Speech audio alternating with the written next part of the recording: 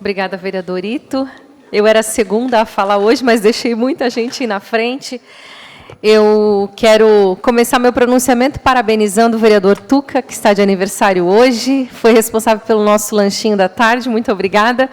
Eu desejo que o Senhor te abençoe, te guarde e que tu possas viver na intensidade e totalidade o que Deus planejou quando decidiu te criar. Então, que o Senhor pavimente o teu caminho e que tu seja sempre muito feliz. Eu quero, embora eu já disse ao vereador Elcio, eu desejo também, na mesma intensidade e proporção, felicidade e sucesso na sua caminhada também. Senhores, nessa tarde, agora nessa noite já, né?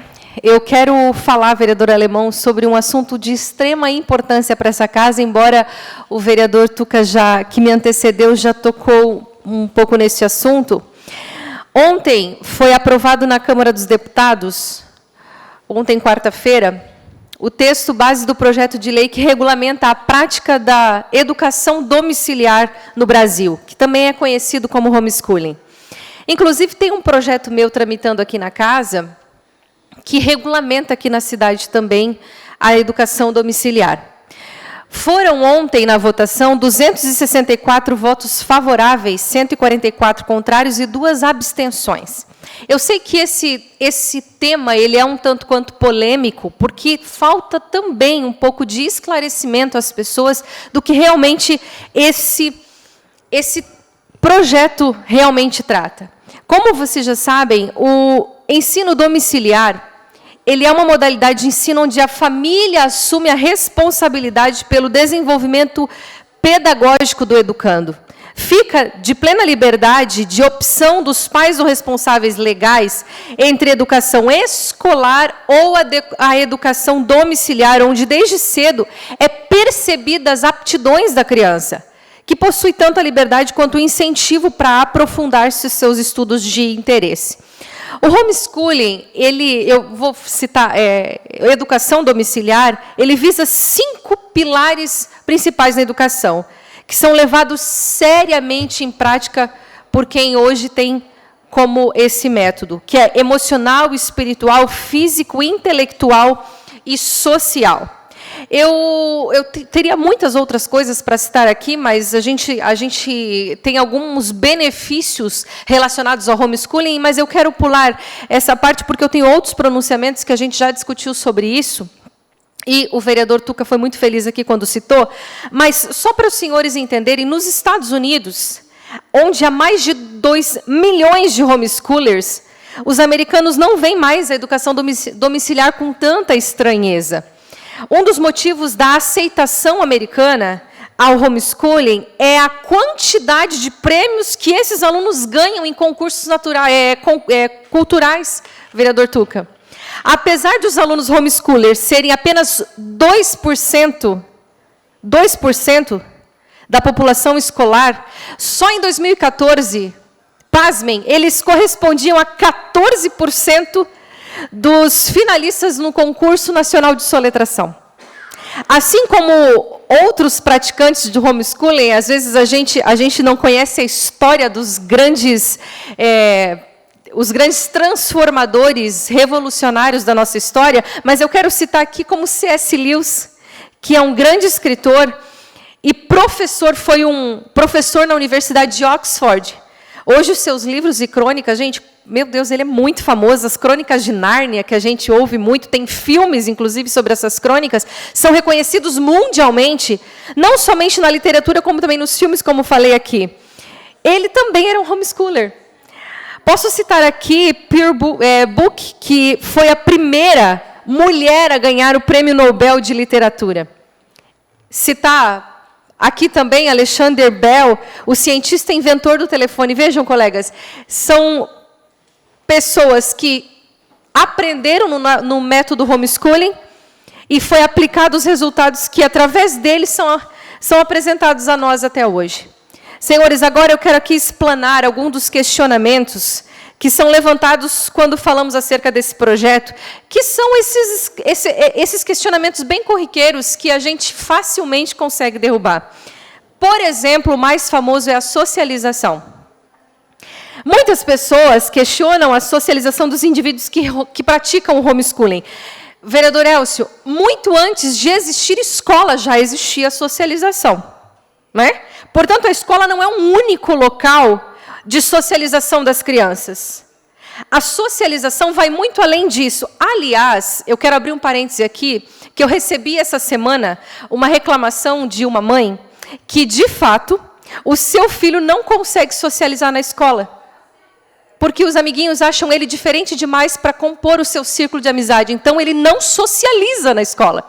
Não tem como. Ele não acaba não sendo recebido na roda de socialização da escola.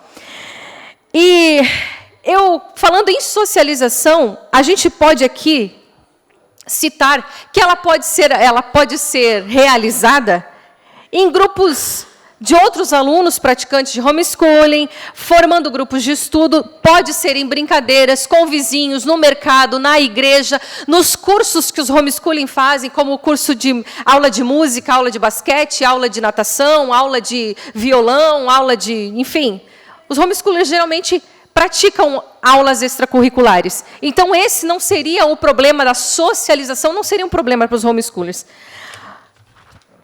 Essas atividades, vereadora Cris, extracurriculares, que é muito comum nas famílias homeschoolers, também causa muita socialização. Então, curso de idiomas, enfim, são tantos outros que isso também derruba essa fala com relação à socialização.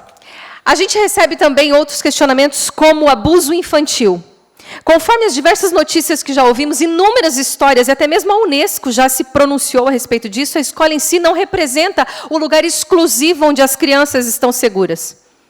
A regulamentação do homeschooling deve justamente impedir que as famílias negligentes se denominem as famílias educadoras. Inclusive, no final do ano passado, eu recebi uma denúncia de um abuso infantil, e não foi na escola que foi recebida essa denúncia. Essa denúncia foi recebida na igreja. A pessoa foi visitar e se envolveu com o grupo de estudo da igreja e abriu ali a situação de que estava passando por uma situação de abuso. Então, em qualquer lugar pode acontecer essa questão de denúncia, enfim. Então, assim, e quando as pessoas dizem, porque as famílias que vão ter mais espaço para abusar, vai ter mais condições e legalidade de abusar da criança. Famílias abusadoras jamais optariam pelo homeschooling. Jamais. Desemprego de professores é uma coisa que a gente ouve muito. Na verdade, essa modalidade, e assim, isso é importantíssimo salientar, vereador Alemão, que essa modalidade pode, inclusive, colaborar, vereadora Cris, com a contratação de professores, porque não são os pais não se sentem aptos para dar todo tipo de matéria. Ninguém é bom em tudo. Então, é uma oportunidade maravilhosa de professores serem contratados por essas famílias. Então, além de que são poucas as famílias que optam por essa modalidade por conta do tempo, atenção e trabalho que a modalidade homeschooling exige da família, uma prova disso, gente, que assim, a maioria dos países que lideram os rankings mundiais de educação permitem a educação domiciliar. Vou citar aqui Finlândia, Austrália, Nova Zelândia, França, Canadá, Irlanda, Holanda, Dinamarca. Eles são ranking na educação e apoiam o sistema de homeschooling. Aí eu ouvi, esses tempos atrás, que o homeschooling é um movimento meramente cristão. É só pessoas cristãs que querem adotar o homeschooling. Não, definitivamente não. No Brasil, vamos falar do Brasil, existe grande diversidade de famílias que optam e praticam a educação domiciliar. Inclusive, conheci famílias que se dizem liberais, conservadoras, famílias, inclusive, eu fiquei surpresa porque não é uma pauta que a esquerda defende, mas encontrei famílias de esquerda que defendem o homeschooling e praticam o homeschooling nas suas casas. Então, isso definitivamente não tem um credo religioso para se defender ou para se praticar. Aliás, existem católicos, budistas, ateístas, pessoas cristãs, evangélicas, protestantes, espíritas, enfim, que praticam o homeschooling. Então, eu gostaria de citar aqui e de reconhecer que essa prática é legal. legalmente, agora principalmente porque ontem foi aprovado, agora vai ao Senado, mas nós precisamos reconhecer o que diz a Constituição. O artigo 227 da Constituição diz que é dever da família, da sociedade e do Estado assegurar à criança, adolescente, ao jovem, com absoluta prioridade, o direito. Tem a vida, a saúde, mas aqui está dizendo a educação. A gente fala, toda criança tem direito à escola. Não, toda criança tem direito à educação, conforme a Constituição lhe garante. Não compete somente ao Estado a incumbência da educação, mas também as famílias elas devem possuir essa autonomia. Atualmente, em nosso país, e agora eu vou citar também um dos requisitos, um dos agravantes é que a doutrinação ideológica, a gente não dá para fazer vista grossa, tem sido pauta de muitas escolas. Eu não vou generalizar, mas nós temos muitas escolas, eu mesma, vereadora Alemão, recebi inúmeras denúncias já de escolas trazendo doutrinação ideológica para as crianças. Às vezes, dentro de uma sala de aula, são quebrados princípios e é realizada uma distorção de valores, quando, na verdade, existem pais, mães, avós, professores e professoras capacitados para instruir seus educandos em casa, sem destruir ou massificar a mentalidade das nossas crianças. Uma pesquisa feita pela UNED, 32% dos pais acham que os filhos terão uma educação mais qualificada fora da escola. 25% declararam problemas relacionados aos princípios da família. E violência e bullying também foram as principais motivações declaradas pelos pais para apostar no ensino doméstico. As famílias que adotam o método garantem que em casa as crianças não fiquem sem o suporte necessário. Elas seguem um roteiro definido, vereadora Cris, com uso de apostilas e livros baseados no currículo formal escolar. Então, é de suma relevância devido às oportunidades que são apresentadas como seus diversos benefícios, os quais agregam o conhecimento na moral e na integridade da criança e do adolescente. E eu quero citar aqui algo muito importante, muito importante. Ontem, inclusive, aqui, nessa casa, nós falamos muito sobre a questão de defender as minorias. Nós ouvimos muito nessa casa ontem. E se prega muito, inclusive pela esquerda, de defender os grupos minoritários. E eu ouço isso muito. O homeschooling é a minoria também. É a gente lutar pela minoria. O MEC estima que em média de 17 mil famílias no Brasil inteiro praticam homeschooling. Gente, nós estamos falando de um país onde nós temos mais de 214 milhões de pessoas. Se esse não é um grupo minoritário, nós não sabemos definitivamente o que é minoria. Então, eu preciso salientar aqui, nós não somos contra a escola, porque eu vim da escola, eu enalteci muitas vezes o trabalho das minhas professoras e professores. Nós defendemos a escola, os meus filhos frequentam a escola, eu não seria uma mãe homeschooler porque não tenho condições para isso. Porém, nós precisamos lutar pelo direito também de quem quer esse tipo de método. Nós não podemos olhar só para o nosso umbigo. Então, nós não falamos contra a escola, nós defendemos a escola, mas também nós defendemos o método de educação domiciliar. Eu concedo a parte ao vereador. É a parte, o vereador Manuel Tuca. Vereadora Silmara, parabéns pela explanação que Vossa Excelência está tecendo nessa tarde. Eu só gostaria de contribuir de forma bem clara e bem simples de que esse assunto ele trata, além de todas essas observações importantes que a senhora colocou, mas, em resumo, dizer de que isso trata-se, homeschooling, liberdade. Liberdade das famílias poder escolher o que é melhor para os seus filhos. Ninguém está defendendo do homeschooling a questão de tirar as crianças da escola. Não é essa a pauta. Pelo contrário, é manter educadas as crianças, mas quem quer o melhor para o seu filho são seus pais. Sim. Não é o Estado, é os pais, em primeiro lugar, que querem o melhor para o seu filho. Então, o homeschooling, ele vem para parar de criminalizar essas famílias, e, na maioria das vezes, todos os contatos que eu tive, inclusive com Vossa Excelência, junto a essa associação de homeschoolings, eu percebi que a maioria deles são professores. São professores que querem educar seus filhos nas suas casas.